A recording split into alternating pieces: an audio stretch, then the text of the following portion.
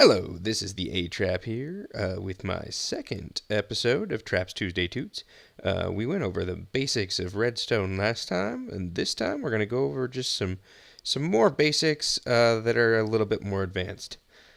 So last time, remember, we had a button and it made a redstone light up. Well, here I want to tell you that there's two different types of buttons. There's the stone button and there's the wooden button. Some information. The stone button powers a redstone circuit for 10 ticks, which is 1 second. And the wooden button powers redstone for 15 ticks, which is 1.5 seconds. So if there's a redstone circuit that has a different timing need for whatever reason, that will make a difference there. So that is something to note. Then there are wooden pressure plates, stone pressure plates, and two different types of weighted pressure plates. So what does this mean for you? Well, wooden pressure plates can be activated by any entity in the game. That includes players, that includes mobs, and that even includes objects. So if I throw my minecart there, you'll notice it's an object, but it is activating that pressure plate and making the light up. Well, if I throw that over here on the stone, you'll notice that that does not make it light up, but I do. So if I'm here, if a skeleton's here, if a zombie's here, if a cow's here, or whatever, it will light up. So that is stone pressure plates versus wooden pressure plates. Okay, well, what's a weighted pressure plate? Well, they have different amounts that activate. So here, you'll notice that I activate one redstone dust, but the next three don't light up. Here, same exact thing. This is a steel pressure plate. This is a gold pressure plate. They're both called weighted pressure plates. So what's the difference? I mean, each of them, I light up one redstone. Well, the difference is here, this weighted pressure plate requires less weight than that one to do the same amount of circuitry. So if we're talking mobs, this one will do 2 redstone strong if there's 2 creatures here. Whether they be players or mobs. And then 3 redstone for 3 creatures and 4 redstone for 4 creatures. Well, here, 1 creature does do 1 redstone. However, to get to the next redstone, you have to have 11 creatures here. For the next redstone, it's 20, and so forth and so on. So we can demonstrate that actually by going right here. We're going to spawn one in. So there's a cow, and there's 2 cows. So you'll notice that the second redstone, the first redstone, of course, is under this block. The second redstone is now powered, and the third redstone is now powered with just 3 cows. Well, if I come over here, and I lay down a cow, and I lay down another cow, you'll notice that still isn't lit. So that's 2 cows, 3 cows. So we'd go 5, 6, 7, 8, 9, and here's 10, and so then 11 cows, and you'll notice that just lit up. So 12, 13, 14, 15, 16, 17, 18, 19, 20, 21 cows, and this will finally light up. So that's how that works. So we're just gonna, so we don't get this continuous mooing.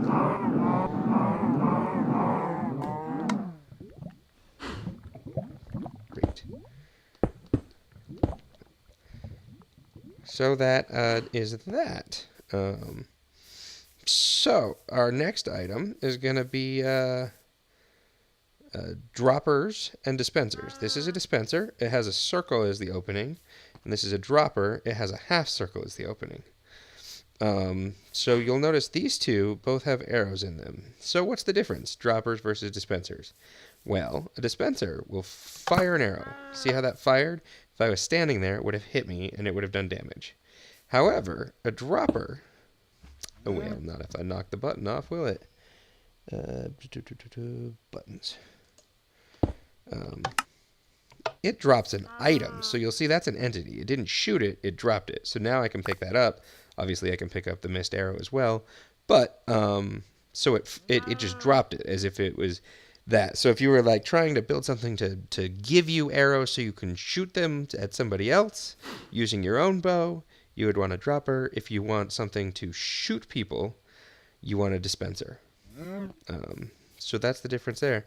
However, another time, So these two each have a bucket of water. It really doesn't matter which of the boxes the bucket's in. Some people always like to put them in the center just for looks of looking at it, but it really doesn't matter.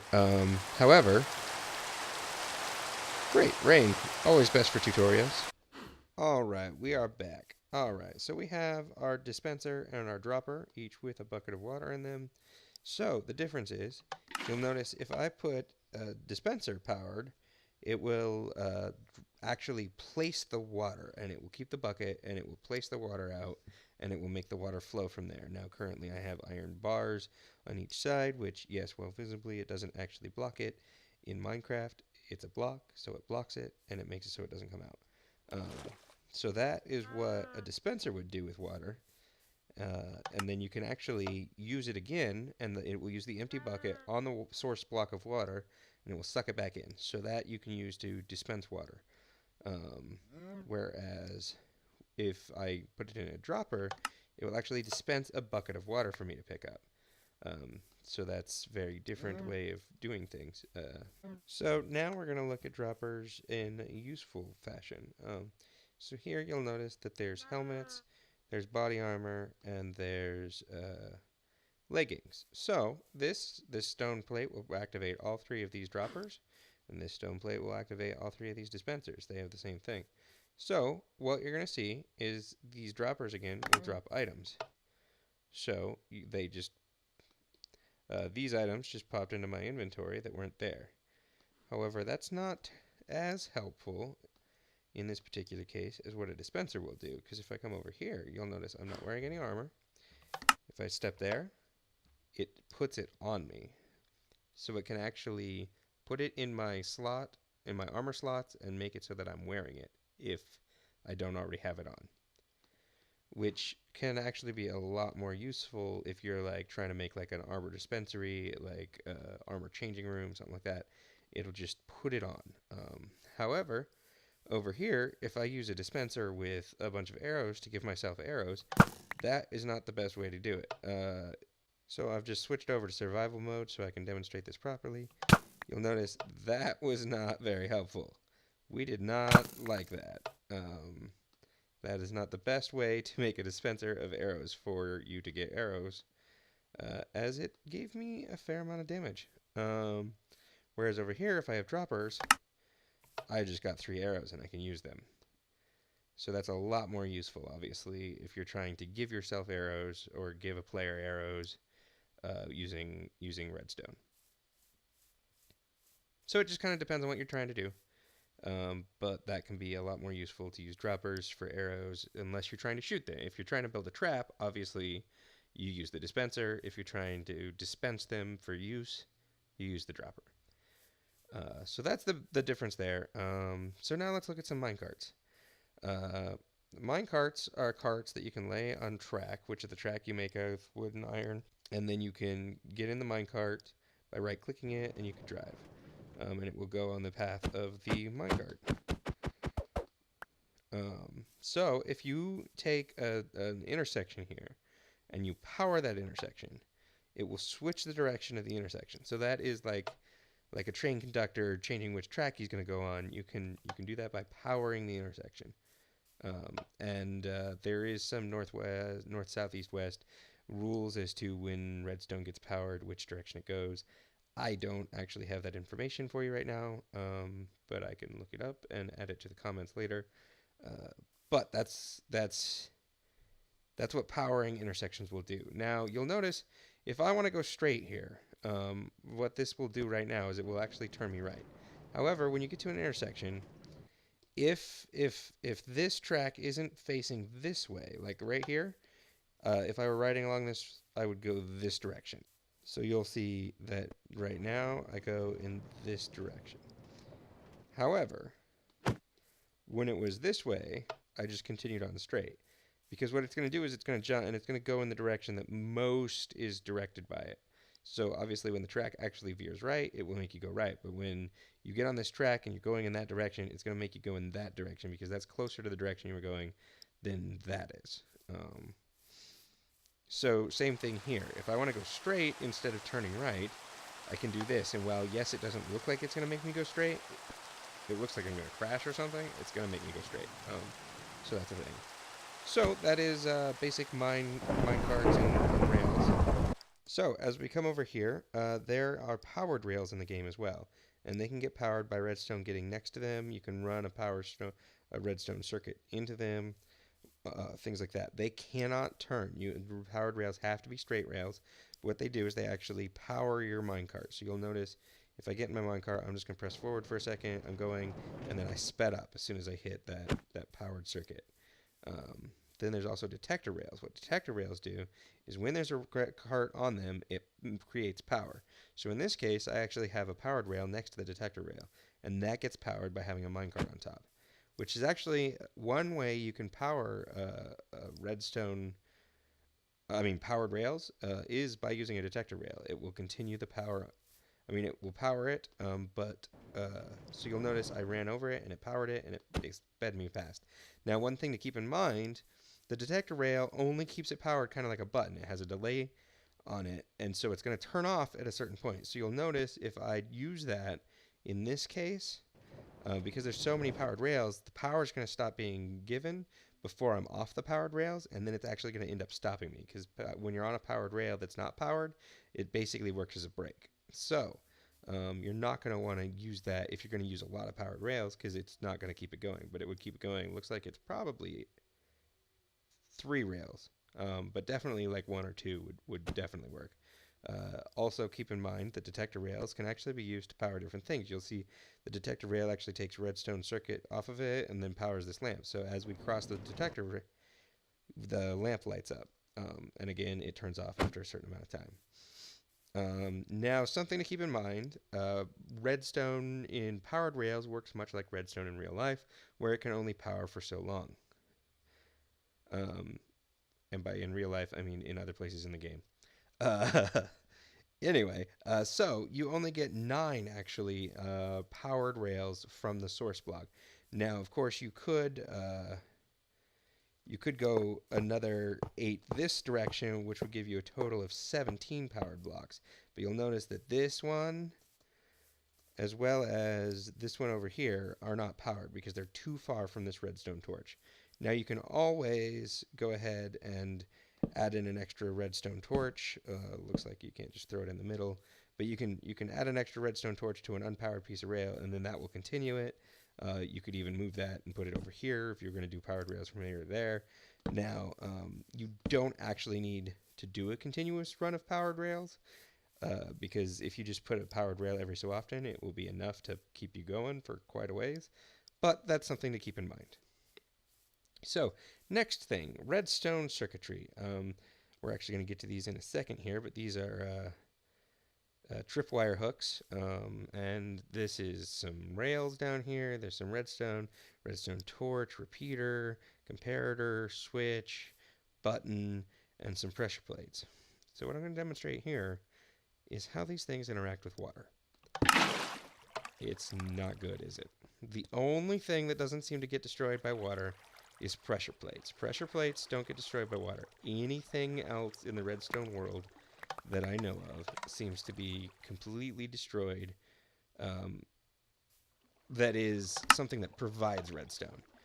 Now, keep in mind, dispensers, droppers, redstone lamps, things like that don't get destroyed, but anything that provides redstone is gonna break if it gets hit by water.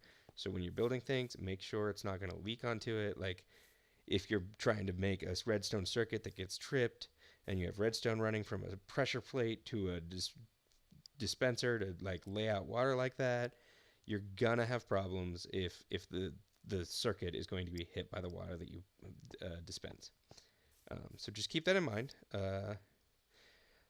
So this is tripwire hooks. They have to have at least 1 block gap in between them, and what they do, if you place string in between them, it becomes a redstone circuit. Interesting. I must have accidentally had one down there and didn't know it. Anyway, so they look like that when they don't have anything connected, and you'll notice that I can walk between them and nothing happens. If I lay down a string, it actually connects them, and they extend like that. And then when I'm inside, when I'm in the trip wire six set area, wow, words, it is active, and you'll see the redstone lamp lights up because this block is powered. Now, as a note, this block will be powered, as will this block. They'll both be powered. So you go ahead and you just place one tripwire hook over here, place one tripwire hook over here, and then you place a string in between them, and you'll see it's activated. Now, if I was in survival, this will cause damage. Because what we have here is that's a dispenser with arrows in it. So that's a good, very, very basic trap right here. If I cross over this, I'm going to get hit. Now, is this really a good trap if you're trying to actually create a trap in game? No, because it's very obvious. But it is a very basic trap nonetheless. Something to note. Oh, that's already there. So tripwire hooks don't have to be right next to each other. Strings can go quite a ways. I don't know, again, the math on that as to the farthest extent, but it's quite a distance. You just place string from one hook to another, and every time I cross in between here, it's going to shoot an arrow.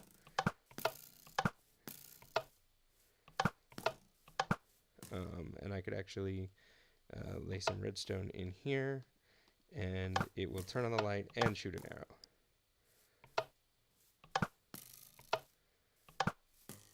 So that's just something to note. Our next bit of information is going to be about this guy, TNT. Now, TNT will blow up almost every block in the game. Obsidian does not get damaged by TNT. So that's something to note. TNT explodes when activated by redstone. And you'll notice it will damage everything, including the switch. So the redstone's all gone, the switch is gone, it all got destroyed. So that's what TNT does. You can place as much as you want. And you can also activate TNT with flint and steel. But you can, especially if you're trying to build a trap with it, use redstone to activate it. Well, that was slightly larger than I meant it to be. Lamp right there. Okay, that'll work. Sorry about that. I wanted to talk about redstone paths. Redstone likes to stay straight when it can. So, you'll notice that it is just straight all the way along, and this is straight here. Now, if I place it next to this redstone lamp, I want the redstone lamp to power. So I'm going to place redstone right here. It didn't power. That's, again, because redstone wants to stay going straight. It's going to stay in this direction. Now, if I place redstone down next to it, it will turn to go to that. But it's not going to turn to go into the lamp. So if you have a redstone powered device that you want it to be powered, you have to run the redstone directly into it to get it to work. So you'll notice if I go over here and then straight, this is going to power it because it's still continuing the straight path from this redstone. So it wants to go from here and keep going that way. Also, this will power it. This right here will power it because it's powering this block, which then powers the redstone lamp. So that will power it, but again, this won't. So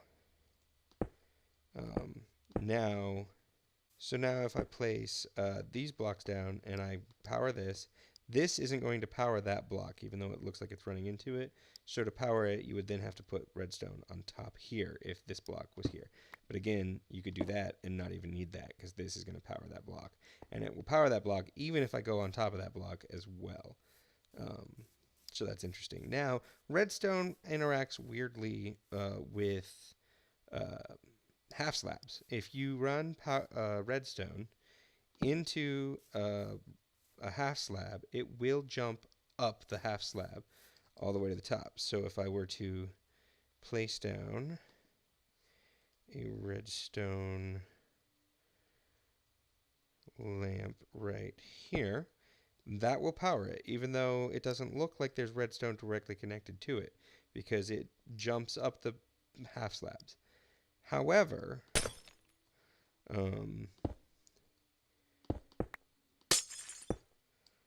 it will not go down half slabs. which is a very interesting thing. And why that is, I don't exactly know. But you can go up half slabs, you cannot go down half slabs. You also, if you have the space, can always just do straight redstone line going upstairs. They do go up. Keep in mind if you were to place a block here, that will cut it off. You could do a half slab here and it won't cut it off. But as soon as you actually physically cut the redstone line, it will separate the redstone. So that is something to note. Another way of going up, especially if you need to transport power more than you can with these kinds of towers or these kinds of towers, because again you still have a 15 block maximum, is these guys, redstone torch towers. So what we have here is we have torches going all the way up, and what it is again, this torch will power this block, which this torch is on, which means that this torch turns off, which means this torch turns on, which powers the redstone torch here. I mean the redstone lamp. So as I kill that, you'll see the lamp goes off because, again, this block is no longer powered, so this torch turns on, powering this block, turning this torch off, making this not light up because it doesn't have power. So this is a similar idea, but it actually uses the fact that torches can be on the side of blocks. So this will invert it every single block. So again, if I put that there, this one turns off, this one turns on, this one turns off, this one turns on, turning on the lamp. If I get rid of that, it completely inverts it. So this is now on, off, still off. Now this is useful, especially if you need to add more space in there. Also note that the redstone torches take 1 tick to turn on. So it's 1/10 of a second every single time you have an inverted torch scenario. So you can add time into a circuit by doing inverted torches. So again, information about redstone circuitry. If you have 2 lines of circuitry running next to each other and you want this to power this light and this redstone line to power this light, you have a problem because currently these redstone lines are connected because they're next to each other. And because of that, they actually turn, which makes them not go straight. Because while they want to continue straight, there is redstone next to it, so it turns. And now neither one of these is hooked up to either of these redstone circuits. Now, one way to get around that is actually to add a block here which separates that line. And now they had to update for some reason, but they both are now powered. However, they're both powered by both circuits. That's not ideal either. So if we continue this off and cut off the redstone between all of it, now you'll notice that the bottom lamp is on, the top lamp is not. Now I can turn on the top lamp, turn off the bottom lamp, and so forth and so on. This is actually here because otherwise this block would be powered, which would power this redstone line. And I can actually demonstrate that here. You'll see that will power that line, but this one won't. And why that is these these blocks right here are not actually powered by the redstone on top of them. So they won't activate other redstone. Now they will activate devices, but not redstone.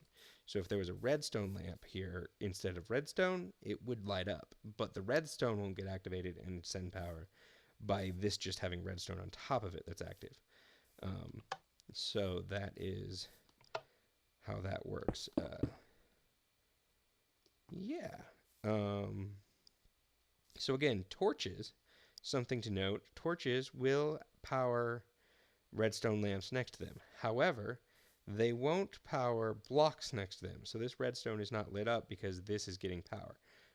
So while this gets power because it's a redstone device, this does not get power because it's a block. And while if it was powered, it would power the redstone, it's not powered. Even though redstone in that location would also get powered. So redstone would continue the power, redstone devices get power, but blocks do not get power and transmit that along. So that's an interesting thing to note there. So that's where we're going to end this tutorial. Any questions or concerns, please add it to the comments. If you have any corrections, I'm always open to being corrected. Everybody gets things wrong. But I hope this tutorial was informational. I hope it helped somebody out. And I thank you for watching. And remember, don't get trapped without me.